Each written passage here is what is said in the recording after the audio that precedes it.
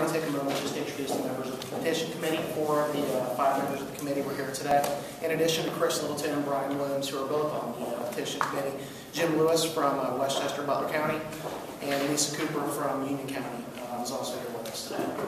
Next up, Bryan Williams, who is Director of Government Affairs for Associated Builders and Contractors of Ohio, who will be discussing the economic impact of workplace freedom.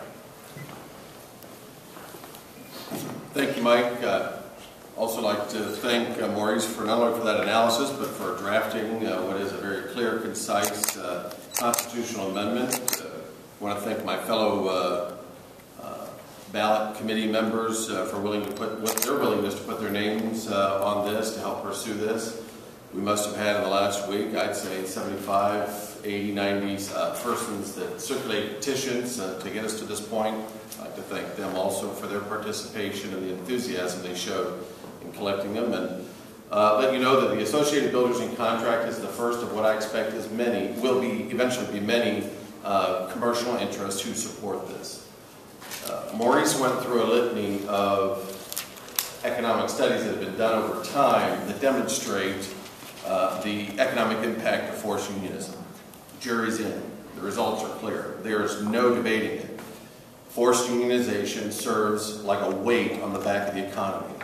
And at a time when we're in a prolonged economic recession, we don't need that antidote on our back when we're trying to claw our way out of a recession. This constitutional amendment effort gives Ohio the opportunity to be the first non-forced union state in the region. That gives us an opportunity to unleash our economic recovery and really develop the potentials that are in the economy but are held down by compulsory union membership. I was talking to a reporter this morning and said, I suggested to her that you go talk to the people who run the job creation entities around the state. And in other states, not in Ohio, but in other states. The ones in Ohio will try and put a good face on the forced unionization. It's a handicap they're forced to carry when they try and go suit other companies in other states. But go talk to the ones in other states who'll tell you, who chuckle, in fact, when they say, yes, when we know we're competing against Ohio or Michigan or Indiana or Pennsylvania, we laugh because we tell them that it's a compulsory union state. They don't want anything to do with that, and they run, and that state's off the list. Go talk to them, and they'll confirm what we already tell you, that we're not even in the game when it comes to expanding our economy and relocating companies and growing our own companies when we're in competition with 22 other states who don't carry this burden. The Associated Builders and Contractors was created about 62 years ago, and one of our signature issues has always been to fight for freedom in the workplace, the free enterprise system. And chief among those issues through the last 62 years is creating freedom in the workplace, the right to choose whether or not you join a labor organization at a particular company. Unfortunately, the struggle in states like Ohio has been long and hard, and people have been, from time to time, afraid to pick it up. But we've got a coalition of folks that are coming together who aren't afraid to pick it up because they recognize it's obvious. Look at the 28 states that don't have forced unionism, and look at the success that they've enjoyed. The Buckeye Institute, we have the materials over here, does a nice job demonstrating that the bottom 15 states of economic performance are all compulsory union member organizations, the last 15 out of 50. Now, this is the part where I'm supposed to say, please silence your cell phones.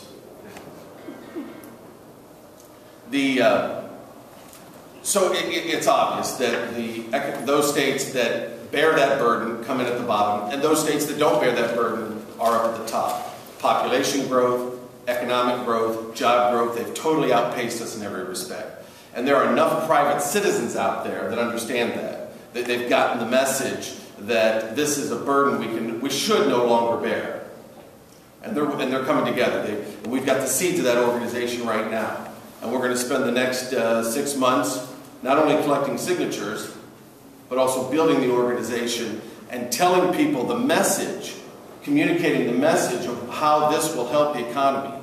And I think Maurice's fact sheet is spot on when he identified the one study that says, you know, just because you create freedom in the workplace, Just because you end compulsory union membership doesn't mean you're consigning unions to have less members. In fact, in Idaho, after initial drop in union membership, their union membership went up, because everybody should be able to understand that at a rising tide, all boats are lifted. More economic opportunity for those who don't necessarily want to join a labor organization. It'll throw off more opportunities for those who do voluntarily choose to be in a labor organization. So the idea that some will try and say, well, this is the end of unions, if it passes, it's just not right. It's just not borne out by the facts. So ABC, I'm happy to be working for ABC of Ohio. I'm proud of their toughness when it comes to stepping forward on an issue that has historically been divisive and confrontational. But I think enough has changed in the body politic. There are enough people who are willing to get in, but I'm happy to be working for a company who's willing to show that leadership. And I'm happy to work with the volunteers, folks from the various Tea Parties across the state, and other organizations that are also willing to be in on the beginning of this, what will grow over time. The last thing I'd like to say, in terms of, and your questions will probably allude to it, so I preemptively just address it. We're well aware of the fact that there was an election on Tuesday. Issue 1 failed decisively. Issue 2 failed decisively. And issue 3 passed very decisively, by a larger margin than the other 2 issues lost. Issue 1 was given to us by the courts and failed. Issue 2 was given to us by the legislature and the governor, the political process, and it failed. And issue 3 was given to us by a citizens' movement, and it passed convincingly. And that's the parallel I see between what we're trying to put forward and last Tuesday's election. We're creating a citizen initiative based on freedom, individual freedom, just like issue 3.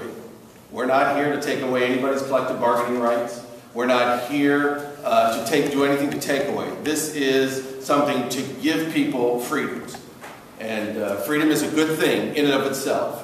I hope we can all agree on that as Americans, that freedom in and of itself is a good thing to have. But the facts and the studies show that freedom in the workplace is a powerful fuel for the economic engine that we need to push our state. So I am heartened by Tuesday's elections. I think they demonstrate that this is the time to get right to work passed in Ohio. Freedom in the workplace is something that has been long overdue. And so I'm looking forward to helping grow that coalition. With that, I think I'll turn it back to Mike.